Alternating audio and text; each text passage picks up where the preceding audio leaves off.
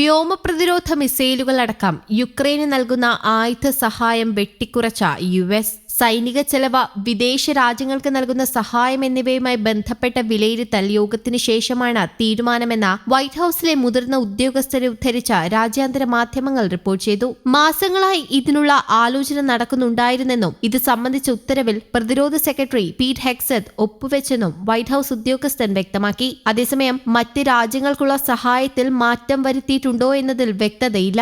American താൽപര്യങ്ങൾക്ക് പ്രഥമ പരിഗണന നൽകുന്നതാണ് തീരുമാനമെന്ന White House deputy press secretary Anna Kelly പറഞ്ഞു. തീരുമാനത്തെ റഷ്യ സ്വാഗതം ചെയ്തിട്ടുണ്ട്. യുഎസിന്റെ പക്കൽ വേണ്ടത്ര ആയുധങ്ങൾ ഇല്ലാത്തതിനാലാണ് തീരുമാനമെന്നും റഷ്യ പരിഹസിച്ചു. ഞങ്ങൾ മനസ്സിലാക്കിയിടത്തോളം ഒഴിഞ്ഞ വെയർഹൌസുകളും ആ വെയർഹൌസുകളിൽ ആയുധങ്ങൾ ഇല്ലാത്തതുമാണ് ഇതിന് കാരണം. എന്തായാലും എത്രത്തോളം കുറവ് ആയുധങ്ങൾ യുക്രൈന് നൽകുന്നുവോ അത്രത്തോളം വേഗത്തിൽ പ്രത്യേക സൈനിക നടപടിയും അവസാനിപ്പിക്കുമെന്നും ക്രെംലിൻ വക്താവ് ദിമിത്രി പെസ്കോവ് മാധ്യമങ്ങളോട് പറഞ്ഞു. അതിനിടെ കിഴക്കൻ യുക്രൈനിലെ തന്ത്രപ്രധാനമായ 2 പട്ടണങ്ങൾ കൂടി റഷ്യ പിടിച്ചു. യുക്രൈൻ സേനയുടെ ചരക്കുനീക്കപ്പാതയിലെ സുപ്രധാനമായ പ്രദേശങ്ങളാണിത്.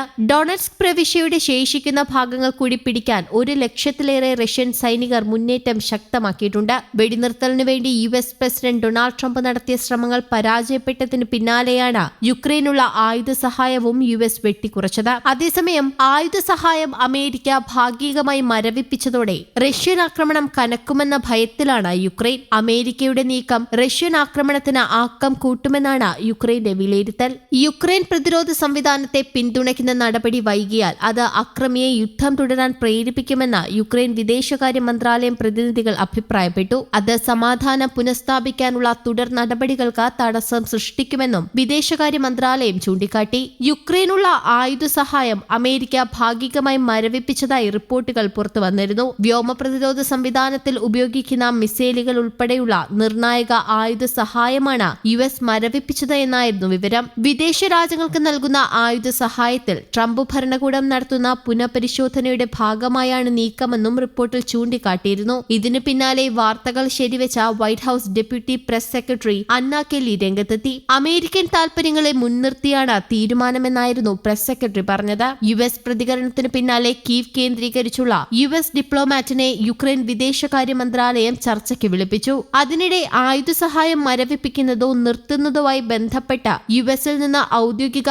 അറിയിപ്പ് ലഭിച്ചിട്ടില്ലെന്ന് യുക്രൈൻ പ്രതിരോധ മന്ത്രാലയം അറിയിച്ചു. പുറത്തുവന്ന ഭാഗികമായ വിവരങ്ങളുടെ അടിസ്ഥാനത്തിൽ ആളുകൾ തെറ്റായ പ്രചാരണം നടത്തരുതെന്നും യുക്രൈൻ പ്രതിരോധ മന്ത്രാലയം നിർദ്ദേശിച്ചു. യുദ്ധം ആരംഭിച്ചതിനു ശേഷം യുക്രൈൻ നേരിട്ട ഏറ്റവും വലിയ വ്യോമാക്രമണമായിരുന്നു ഈ കഴിഞ്ഞ ദിവസം നടന്നത്. യുക്രൈനെതിരെ 500ഓളം ഡ്രോണുകളായിരുന്നു റഷ്യ തൊടുത്തുവിട്ടത്. ഡ്രോണിനു പുറമെ ബാലിസ്റ്റിക് മിസൈലുകളും ക്രൂയിസ് മിസൈലുകളും യുക്രൈനെതിരെ റഷ്യ പ്രയോഗിച്ചിരുന്നു. കഴിഞ്ഞ ദിവസം റഷ്യയുടെ ആക്രമണത്തിൽ യുക്രൈന്റെ F-16 വിമാനം തകർന്നു. യുഎസ് നിർമ്മിത വിമാനമായിരുന്നു തകർന്നത്. News desk, Kerala Kaumudi.